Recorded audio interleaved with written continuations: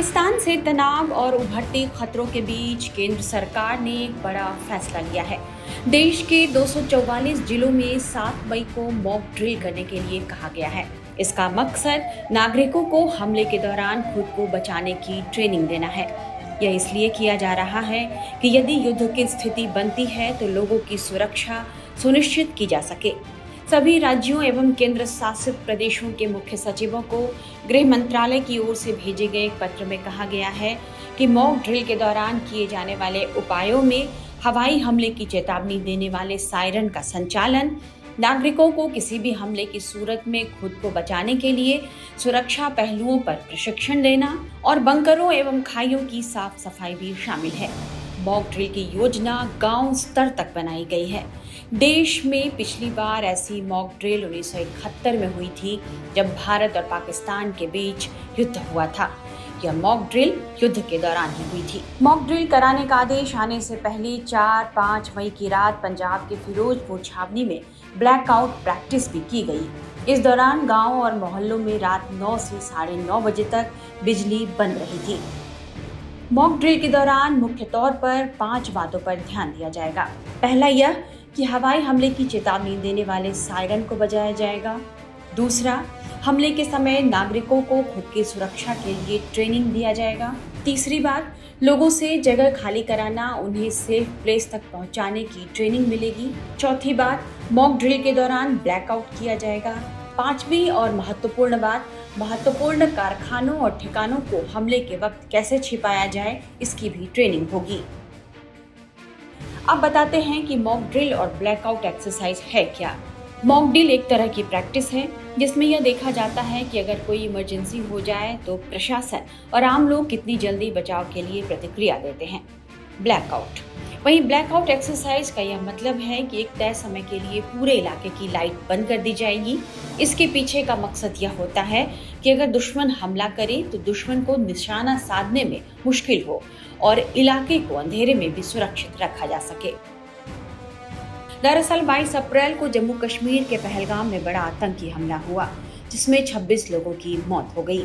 इसके बाद भारत और पाकिस्तान के बीच तनाव इतना बढ़ा हुआ है कि दोनों तरफ से आशंकाएं बनी हुई हैं।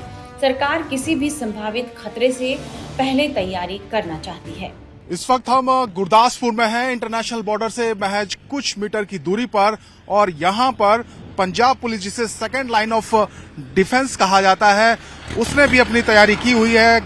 केंद्रीय गृह मंत्रालय की तरफ से मॉक ड्रिल करने के लिए कहा गया है और यहाँ पर हम आपको तैयारी दिखाते हैं किस तरीके से पंजाब पुलिस की तैयारी है। आप देखिए, यहाँ पर सीमा के पास जो बख्तरबंद वाहन है वो यहाँ पर डिप्लॉय किए गए हैं, क्योंकि अगर इमरजेंसी होती है, कोई हमला होता है, तो पुलिस कैसे कानून व्यवस्था बनाएगी, कैसे लोगों को बचाएगी। उसके लिए आप देखिए, ये एक बख्तरबंद वाहन है पंजाब पुलिस का, और ये आप अगर दूर से देखेंगे तो ये एक ट्रैक्टर नजर आता है और इस ट्रैक्टर को बख्तरबंद वाहन में तब्दील किया गया है। मैं इसके अंदर भी आपको जाकर दिखाता हूं किस तरीके की तैयारी है। ये देखिए, ये आप अंदर से बिल्कुल बख्तरबंद है, किसी तरीके का गोलियों का, हथगोलों का या ग्रेनेड का इस पर कोई असर नहीं होता है।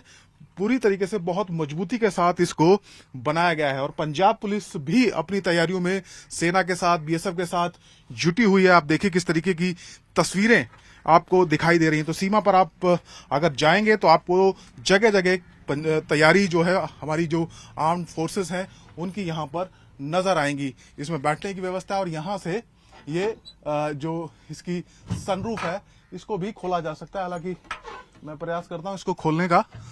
देखिए, यहाँ से खुलता है और अगर कोई हमला होता है या उपद्रव की स्थिति पैदा होती है तो फिर यहाँ से पुलिस मोर्चा संभालती है। तो इस तरीके के व्हीकल आपको दिखाई देंगे सीमा के आसपास, बॉर्डर के आसपास। गुरदासपुर जो कि इंटरनेशनल बॉर्डर के बिल्कुल करीब है और यहाँ से कुछ ही दूरी पर फेंसिंग मौजूद है और सेकेंड लाइन ऑफ डिफेंस के तौर पर जो पंजाब पुलिस है उसकी तैनाती रहती है। तो उसके तहत आप देखिए पंजाब पुलिस की तैयारी यहाँ पर दिखाई दे रही है। ये बिल्कुल बख्तरबंद और बहुत मजबूत इसकी जो शील्ड है, जो कवच है, वो बनाया गया है और ये ट्रैक्टर है। आप देखिए ट्रैक्टर को मॉडिफाई करके बख्तरबंद जो व्हीकल है उसमें इसको तब्दील किया गया है। ट्रैक्टर की तरह ही इसके जो व्हील है पिछले और अगले वो यहाँ पर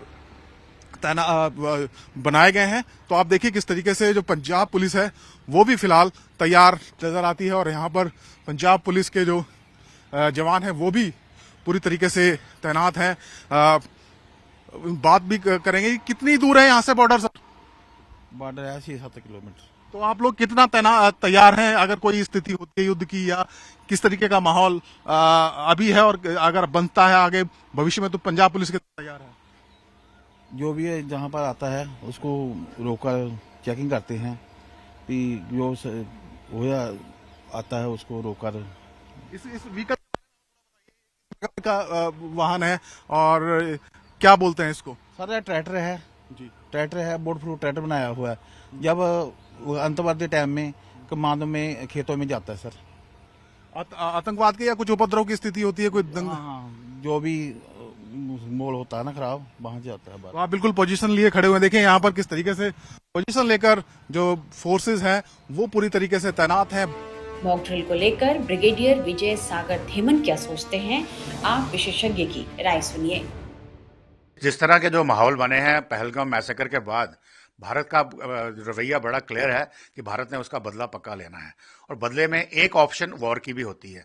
और यदि वो वॉर की ऑप्शन एक्सरसाइज हो जाती है या एस्केलेशन ना चाहते हुए भी हो जाती है तो दोनों तरफ को तैयार रहना ही जरूरत है। पाकिस्तान की भी आर्मी, नेवी, एयरफोर्स इस वक्त पूरी तैयारी पे है, पूरे अलर्ट पे है। उसी तरह से भारत की नेवी, आर्मी, एयरफोर्स भी पूरी तैयारी पे है। अब अगर भारत की तरफ से कोई वार होगा तो पाकिस्तान भी रिटेलिएट करेगा और रिटेलिएशन के तरीके क्या हैं वो हो सकता है आपके काउंटर वैल्यू या काउंटर फोर्स टारगेट्स पे करे, या आपके शहरी इलाकों पे भी कोई मिसाइल गिर सकती है, कोई हवाई हमला हो सकता है, उसमें कोलैटरल डैमेज होगी और सिविलियंस की जान माल की नुकसान हो सकता है।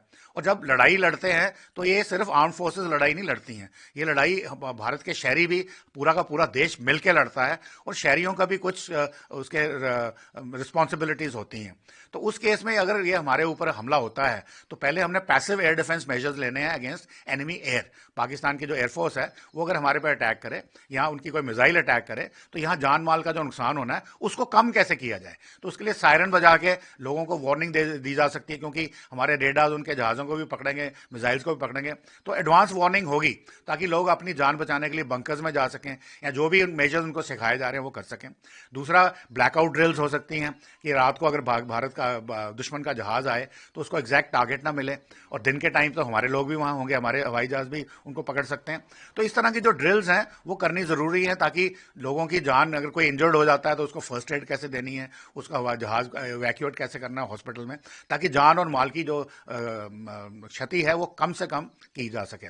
तो ये एक ड्रिल्स एक नॉर्मल प्रेपरेटरी स्टेज में है, एक प्रिकॉशनरी चीज है जो सबको जरूर करनी है, specially the states of Gujarat, Rajasthan, Punjab और जम्मू एंड कश्मीर। तो यूनाइटेड नेशंस के स्टेटमेंट का कोई मतलब नहीं रह जाता, उनके कहने या ना कहने से कोई फर्क नहीं पड़ता। अगर भारत को काइनेटिक एक्शन लेना होगा जो उसके स्कीम ऑफ थिंग्स में आएगा, जो भारत सोच रहा है कि इसको डिप्लोमेटिक, इकोनॉमिक, फिर इंफॉर्मेशन वॉरफेयर, असैसिनेशंस, जो लोगों की, प्रोमिनेंट लोगों की, ये सब मिलाकर के और एक कहीं स्ट्राइक्स ऑन द कैंप्स या उनके ऐसी जगह पे स्ट्राइक करनी है जहां पे उनको पूरा का पूरा क्षति पहुंचे और वो सोचने में मजबूर हो जाए कि यार हमें अपनी एग्जिस्टेंस बचानी है या कश्मीर का राग अलापना है या भारत में एक्सपोर्ट टेररिज्म को एक्सपोर्ट करना है। तो वो सोचने में मजबूर हो जाएं और शायद अपनी हरकतें बंद कर दें तो हम भी अपना कोई एक्शन नहीं लेंगे।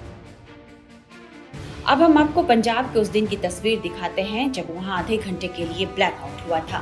ब्लैकआउट होने पर लोगों ने क्या कहा था, ये सुनिए। कुलबीर सिंह है जी, काके का ढाबा है हमारा।